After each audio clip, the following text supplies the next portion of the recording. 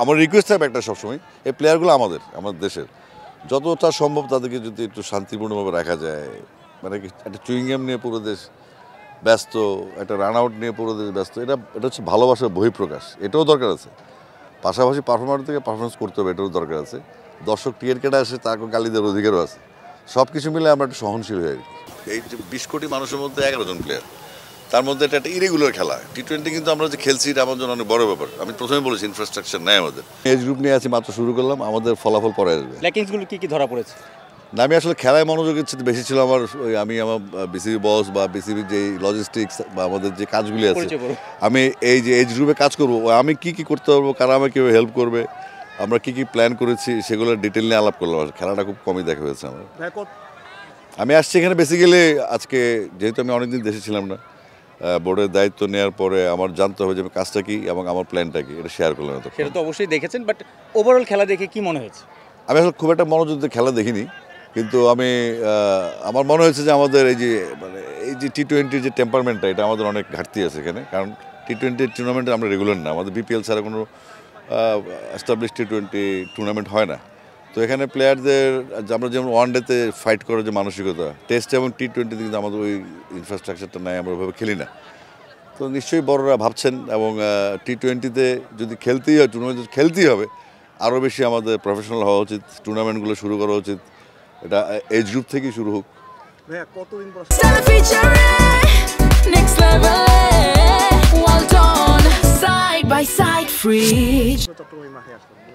আমি লাস্ট আসছিলাম বরিশাল বুলস যখন খেলতো বিপিএল, তারপরে আজকে আসছি। নাইস, খুব চমৎকার, মানে সাহসী প্লেয়ার, আমাদের প্লেয়ার সবাই সাহসী। আজকে ক্লিক করেন, তানজিদ এক সাইড দিয়ে ধরে রাখলো, বাকি সবাই আসলে গেল, সাপোর্ট পায় না এসে, হয়তো রানটা 170 হলো অন্য হিসাবে হতো। আচ্ছা ভাই, আপনাকে এক্স ক্রিকেটার হিসেবে আমি প্রশ্নটা করি যে আপনি এক্স ক্রিকেটার, আপনি ভালো বুঝবেন যখন জাকের শামীমরা এরকম আউট অফ ফর্ম থাকে, যখন পুরো দেশ বা ক্রিকেট ভক্তরা তাদের এগেনস্টে, আপনি নিশ্চয়ই বুঝতে পারছেন কী প্রশ্ন আসলে। মাঠের বাইরে সোশ্যাল প্ল্যাটফর্মে সবাই জায়গায় আসলে তাদের বিপক্ষে নানা রকমের বাজে মন্তব্য, এই ধরনের সময় আসলে ক্রিকেটারদের কীভাবে আসলে মানসিকভাবে শক্তি দেওয়া যায়? আসলে পারফর্মারদেরকে পারফরমেন্স করতেই হবে, এ বিষয়ে কোনো মাফ নেই। কারণ এই গ্যালারিতে যারা দর্শক আসেন, তারা কিন্তু অনেক দূর দূরান্ত থেকে আসেন, অনেক টাকা খরচ করে আসেন, অনেক এনার্জি নষ্ট করে, অনেক কাজ বের করে। এটা হয়তো আজকে শুক্রবার কাজ কম, বা যখন অফিস টাইমে আসে বা খোলা একটা সময় আসে, তাদের একটা ক্ষোভ থাকে, তার মধ্যে গরমও বেশি, মাথাও গরম থাকে, আর কন্টিনিউয়াস ব্যর্থ হলে এমনিতেও একটু অ্যালার্জি লাগে। তো আসলে দর্শকদের কোনো দোষ নেই, তবে আমি শুধু রিকোয়েস্ট করতে চাই যে এরা কিন্তু আমাদের দেশের সম্পদ।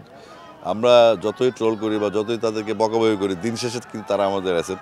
আমরা কিন্তু ঠিক কালকে যদি ভালো খেলে আমরা আবার ভুলে যাব। তো আমাদেরকে মনে রাখতে হবে যে আমরা আজকে গালি দিব, কালকে আবার হাততালি দিব, তাহলে আমাদেরকে ঠিক হতে হবে আগে। আমাদের প্লেয়ারদেরকে এনকারেজ করতে হবে। আর যদি মনে করে যে আসলে আমি নিজে ডিসকারেজ, তাহলে আসলে এটা মুশকিল। কারণ প্লেয়াররা, আপনি তো 18 কোটি মানুষ, 11 জন প্লেয়ার খেলছে, তো আপনি তারপরে বিকল্প কী? নিশ্চয়ই আমি গ্যালারি থেকে প্লেয়ার নিব না। তো আশা করছি যে আমাদের দর্শকরা একটু ধৈর্যশীল হবেন। আর এখন যেহেতু নতুন বোর্ড আসছে, নতুন প্লেয়ারদের অনেক পার্টিসিপেশন এখানে আছে, আগের মতো হয়তো অনেক কিছু হবে না, মাত্র আমরা আসছি, এবং ভবিষ্যতে আমরা আবার এই টিমটা তো আগে থেকে খেলছে, তাই না? তো এখন ভবিষ্যতে যদি এরকম কিছু হয়, তাহলে মনে হয় দায়িত্ব আমাদের উপর পড়বে, তখন দর্শকরা আমাদেরকে বলতে পারবেন। তবে আমার রিকোয়েস্ট থাকবে একটা সবসময়, এই প্লেয়ারগুলো আমাদের দেশের, যতটা সম্ভব তাদেরকে যদি একটু শান্তিপূর্ণভাবে রাখা যায়।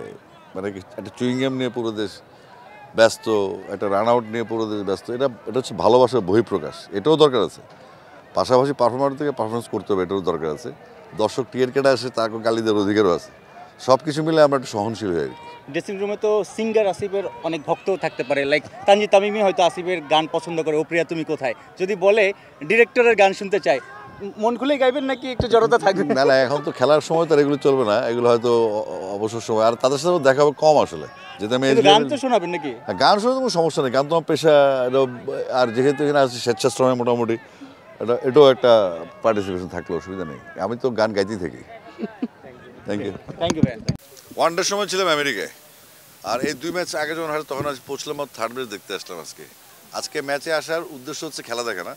তারপর খেলা দেখলাম, কারণ হচ্ছে আসার উদ্দেশ্য হচ্ছে আমি বিসিবির দায়িত্ব নেওয়ার পরে আমার কি দায়িত্ব, আমি কি ভেবেছি, তারা আমাকে কি সাপোর্ট দেবে বিসিবি আমাকে, বা আমি কীভাবে কাজ করতে চাই, আমার কি সাপোর্ট পাওয়া উচিত, বা আমি কি প্ল্যান করেছি সেগুলো কীভাবে ইমপ্লিমেন্ট করবে, এসব নিয়ে আলোচনা করেছি। জিতলে ভালো লাগতো, হেরে গেছি খারাপ লাগতেছে, কিন্তু খুব একটা আবেগ আপ্লুত না আমি, কারণ টি-20 আমাদের দেশে ইরেগুলার খেলা, আমাদের বিপিএল ছাড়া কোনো টি-20 টুর্নামেন্ট লিগেও হয় না। তো টি-20 এবং টেস্টে আমাদের ডেভেলপমেন্টের অনেক সুযোগ আছে, যে আপনার টেস্টও বাংলার ফার্স্ট ক্লাস ক্রিকেট ফোকাস করা হয় না, এই ওয়ান ডে নিয়ে আমরা থাকি সবসময়, বা টি-20 ঢাকা কিন্তু চিটং কিন্তু মানে ন্যাশনাল স্টেডিয়াম কিন্তু যে খেলাগুলি হয়, আপনি ফার্স্ট ক্লাস লিগে আপনার মিডিয়াতে আসে না। আগে পত্রিকায় 2 পাতা ছিল খেলার পাতা, এখন হয়ে গেছে হাফ পাতা। তো এগুলো কেন হইলো? অর্থাৎ আমরা যে মনে করেন খেলা হচ্ছে গাইবান্ধা ভার্সাস কুড়িগ্রাম, ওইগুলো কিন্তু নিউজ আসে না। খেলা হচ্ছে কুমিল্লা ভার্সাস ব্রাহ্মণবাড়ি, এগুলো নিউজ আসে না। আসে ব্রাহ্মণবাড়ির মারপিট চলতেছে, গাইবান্ধাতে লুটপাট হয়ে গেছে। তখন খেলার নিউজে না হলে খেলার নিউজ পড়বে কেমনি? খেলার নিউজ ইন্টারেস্ট ফিল করতে হবে। এই যে আজকে বাংলাদেশ হারলো, কালকে ওয়াশ হয়ে যাবে, যে হোয়াইট ওয়াশের সাথে নিজস্ব কিছু ওয়াশ থাকবে।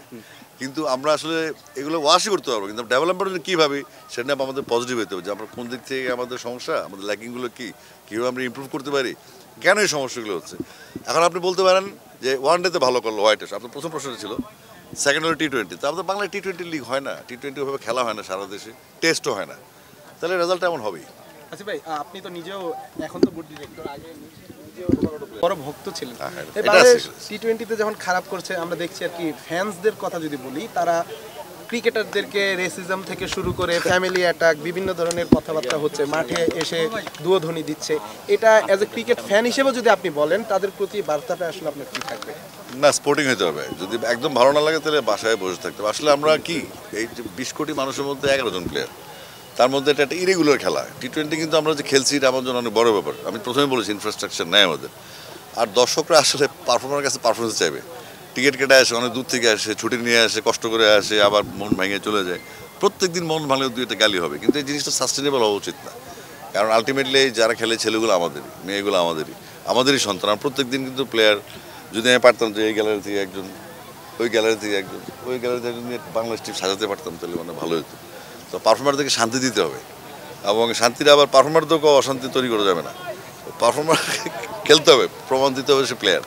তো তারপরে একটু বেশি হয়ে যাচ্ছে, আর ফেসবুকের যুগ তো, যেখানে সবাই একটা টিভি চ্যানেলের মালিক, তো যে যার খুশি মতামত দিতেই পারে। তারপর ইদানিং আবার কিছু ভাইরাসও হয়ে গেছে, যে মনে করেন যে ক্রিকেট বোঝে না, ফুটবল থেকে আসছে, উইকেট পড়লে গোল চিৎকার করে ওঠে, তারাও আর ক্রিকেট বিশেষজ্ঞ। তারা আপনি যে পিএইচডি করছে, যে ক্লাস 2তে পারে, তারা সেম লেভেলে চলে আসছে। এরকম কিছু সোশ্যাল মিডিয়ার কিছু অবক্ষয়, কিছু মানে কী বলে অসামঞ্জস্যতা কাজ করে, এটা নিয়ে মনে না নিয়ে মেনে নিলে হয়। এটা তো আমরা অবশ্যই আলাপ করেছি আজকে চিটাংয়ের ইস্যু নিয়ে, শুধু চিটাং না, যেহেতু আমার দায়িত্বটা পুরো বাংলাদেশের।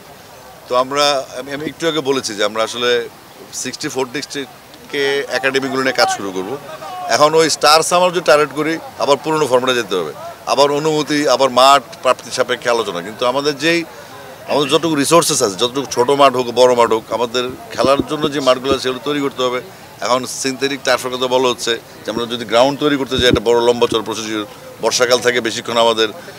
তো star summer definitely player produce করেছিল, আমার জন্য গৌরবের বিষয় ছিল। আমিও একটা সিজন পেয়েছি, আমিও খেলেছি। তো এখন আপনি যদি ওই দিকে যান, তাহলে আর ব্যাপারটা হচ্ছে না, ন্যাশনাল ওয়াইড ভাবতে হবে ব্যাপারটা এরকম।